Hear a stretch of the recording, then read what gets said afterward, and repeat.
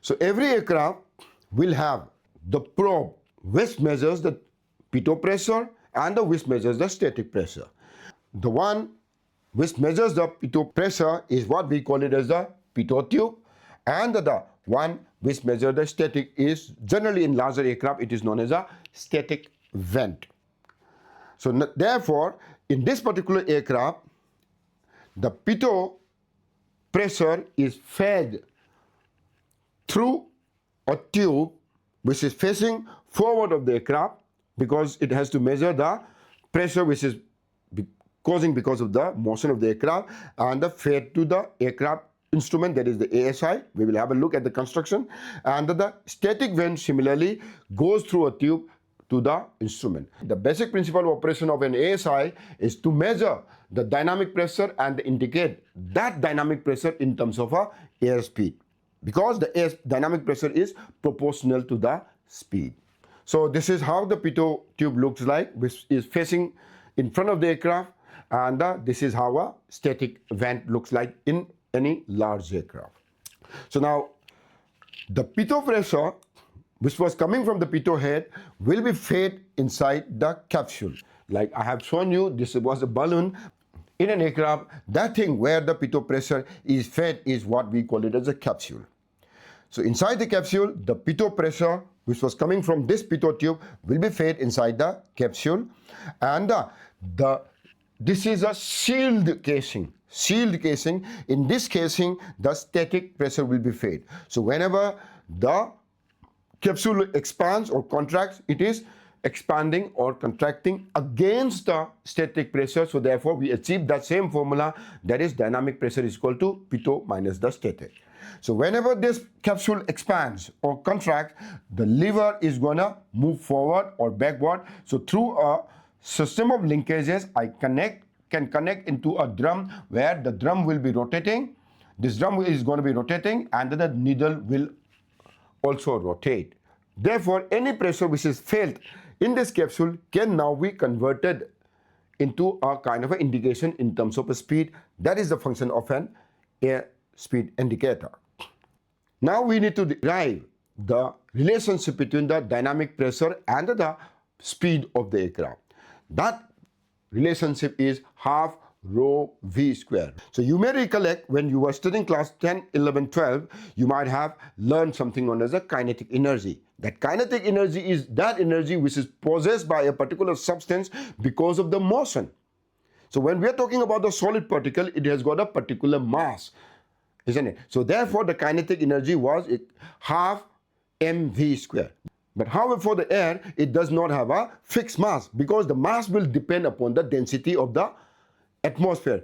More the density, more the mass. Lesser the density, lesser is the mass. So therefore, there is a direct relationship between the mass is proportional to the density of the air. So we can replace that half mv square in that formula of kinetic energy by the density. So therefore, it comes the dynamic pressure is equal to half rho v square, where rho is the density of the atmosphere. As we all have seen in our instrument classes, that the calibration of all the system, that is of all the instruments which are there inside the aircraft, is calibrated under the standard ISA condition. ISA condition wherein the pressure is 1013.25, temperature is plus 15 at the mean sea level, and it will be calibrated for the density at the mean sea level.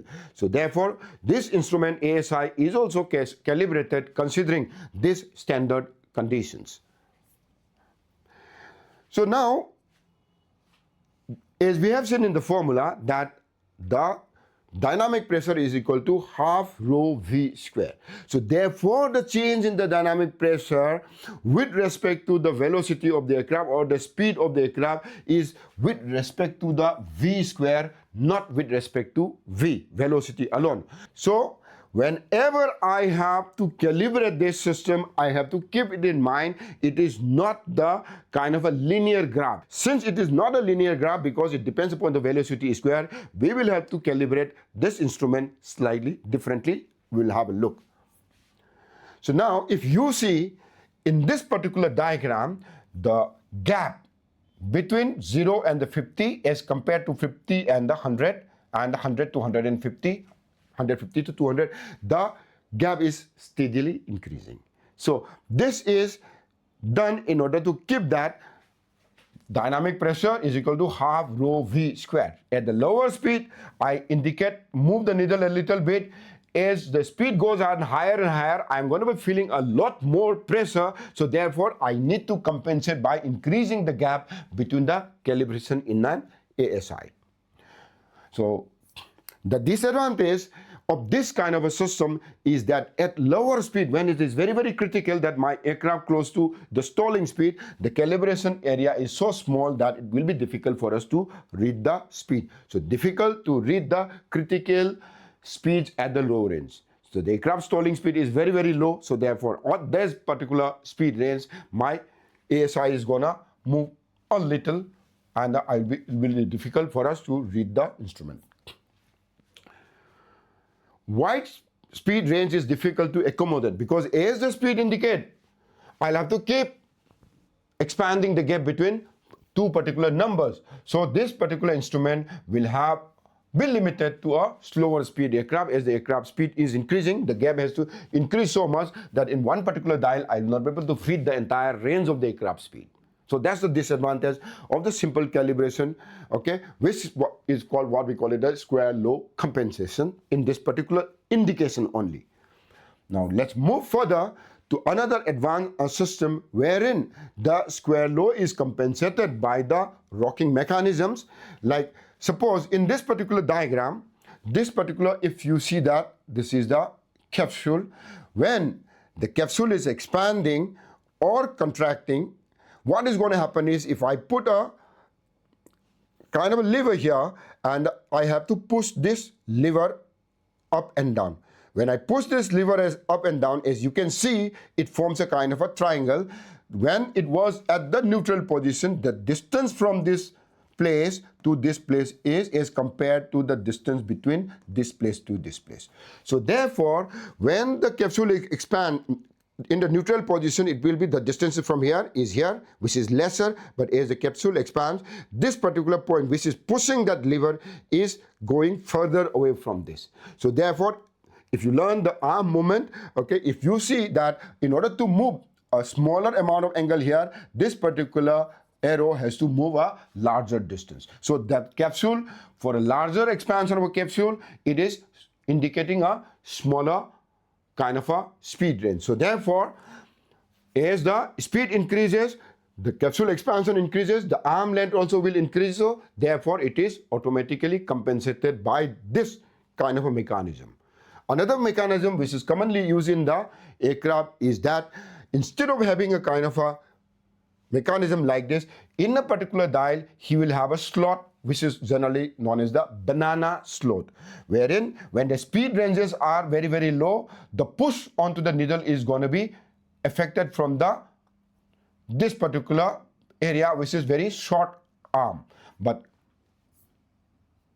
area which is short in terms of arm, but as the speed is increasing, this particular rocking arm which was there to push the needle is going to be pushed further away in this banana arm, thereby increasing the arm length. So the motion for a particular amount of expansion, that is for more expansion, I will have a lesser amount of movement onto the needle. This is how the square law of speed is compensated in a ASI or the airspeed indicator.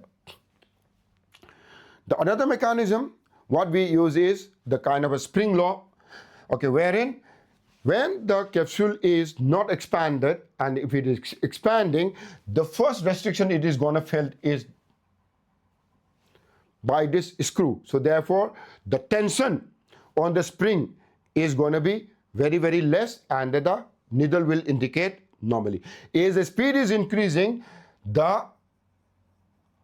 it will touch with this particular screw and thereby increasing the tension on the spring. The length of the spring here is shortened now. So since the length is shortened, the tension in the spring is gonna increase. So therefore, the capsule has to push further. Because as the dynamic pressure increasing, the capsule was expanding more. So this has been restricted by this spring. So thereby, and thus it will have multiple springs to resist. When the aircraft is at very, very high speed, the arm length has been reduced so much that when the capsule has to expand, it has to go through that kind of an increase in the tension. So therefore, the problem of the square low is also compensated like a mechanism like this, which is known as a ranging screws. Thank you, ladies and gentlemen. If you have any questions or any queries, you can directly put it onto the comment. And once again, if you're watching it for the first time, kindly subscribe, like, and share it to your friends so that they also can benefit from this class. Thank you very much. Have a nice day.